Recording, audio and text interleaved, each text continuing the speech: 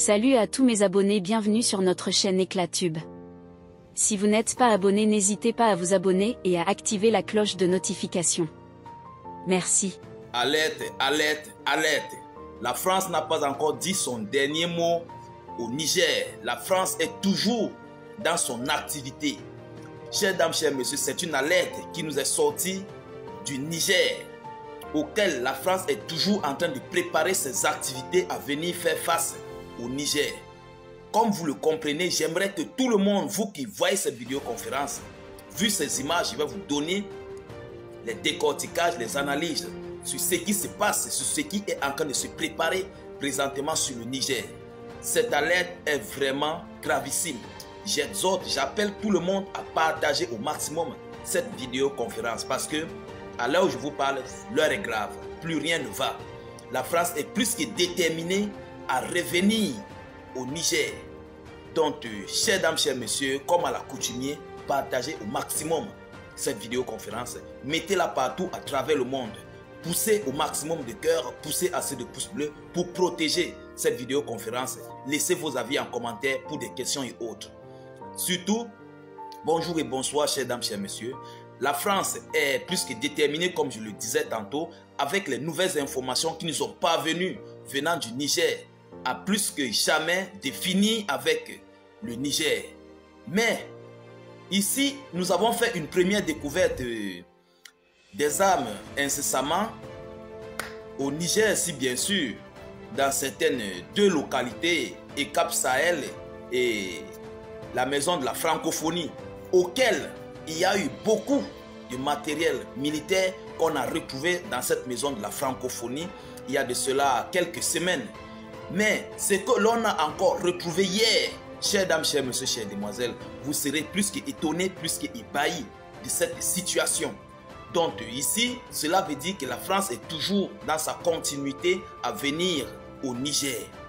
Et dans les jours passés, lorsque le général Tchani venait de venir au pouvoir, ils avaient demandé à ECAP Sahel, cette ECAP Sahel que vous voyez en image, ils avaient demandé à ECAP Sahel de donner le nombre de son personnel. Ils n'ont pas tout donné le nombre de son personnel. Ils ont fait partir ici 9 membres de leur personnel qui étaient rentrés. Mais par contre, il y a encore 26 membres de ce personnel ECAP Sahel qui étaient restés. En même temps, il y a des motos qu'on a retrouvées hier. La dernière fois, nous avons retrouvé des véhicules pick-up, je pense 2 véhicules ou un véhicule pick-up de marque Hilux et beaucoup d'équipements militaires. Mais hier, on a retrouvé encore des motos, comme vous voyez en image, qui servent ici au Tero Tiru et au Dia et à ces gens de continuer de vaquer à leurs occupations, ou bien c'est avec ça qu'ils sont en train d'apprêter leurs différentes opérations qu'ils prévoient, chers dames, chers messieurs, chères demoiselles. Et sur le même temps, de l'autre côté, chers dames, chers messieurs, il y a encore quelques armes qu'on a retrouvées à la maison de la francophonie, à la maison de ECAP Sahel.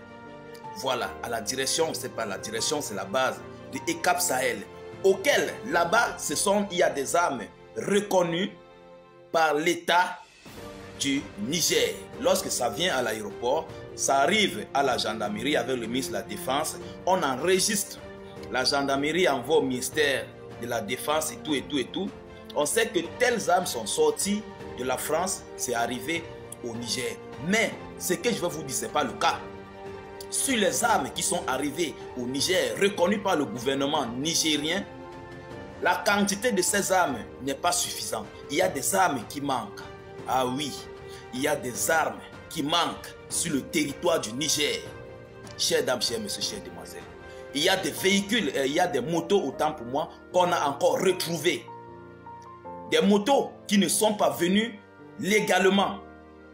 Et même ces armes qui avaient été retrouvées la dernière fois à la maison de la francophonie n'étaient pas entrées au Niger par voie légale. Ah oui, ce n'était pas entré au Niger par voie légale. Parce que vous savez, toutes les armes ont une série. Il y a les séries, les numéros de série sur chaque arme, sur chaque chargeur. Les chargeurs aussi ont leur numéro de série. Voilà. quelles sont les munitions qui sont un peu... Mais les munitions aussi ont des numéros de code.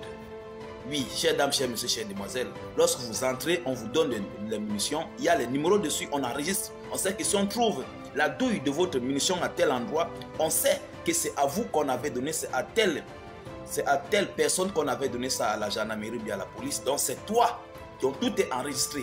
Mais ce qui s'est passé, ce n'est pas le cas.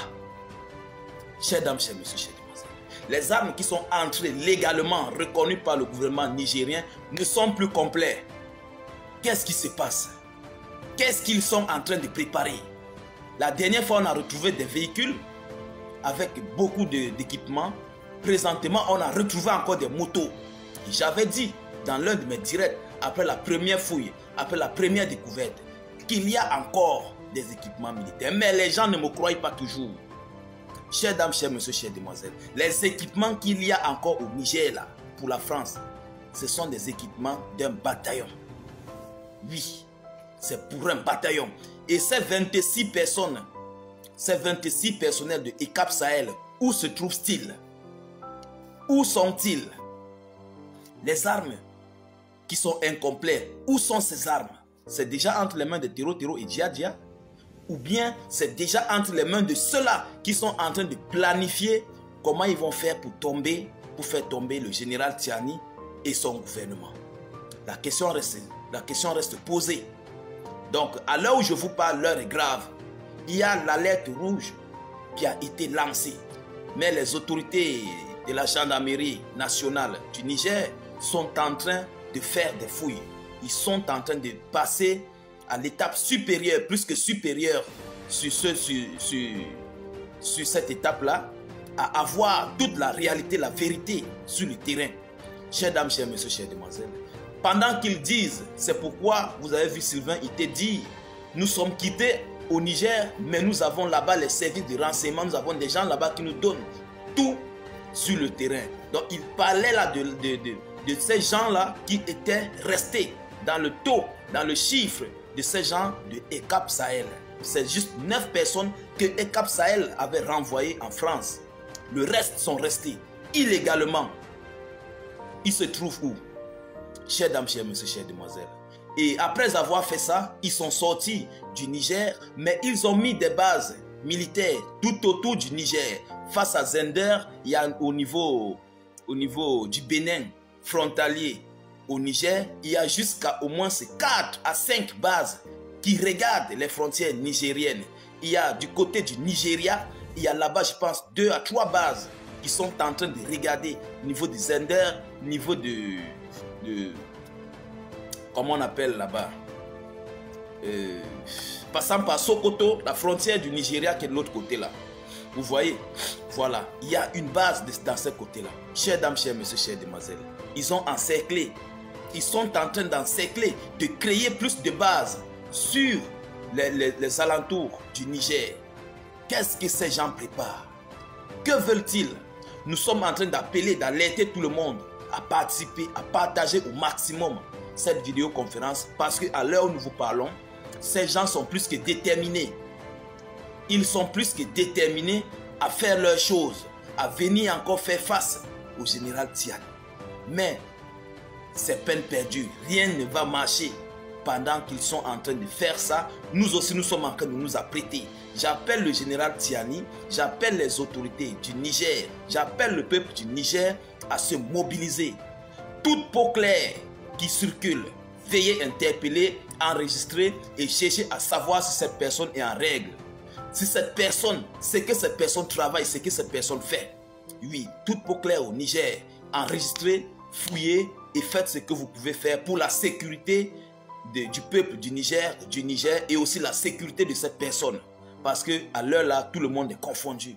Que ce soit femme comme garçon, on ne sait qui est qui. Chères dames, chers messieurs, chères demoiselles. Ces gens sont parmi les Nigériens. Ils sont parmi les Nigériens et ils veulent faire leurs choses. Ils sont plus que déterminés à faire leurs choses.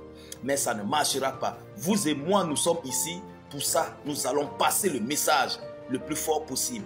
Pour que cette affaire puisse aller loin. Pour que nous puissions vraiment savoir clair dedans.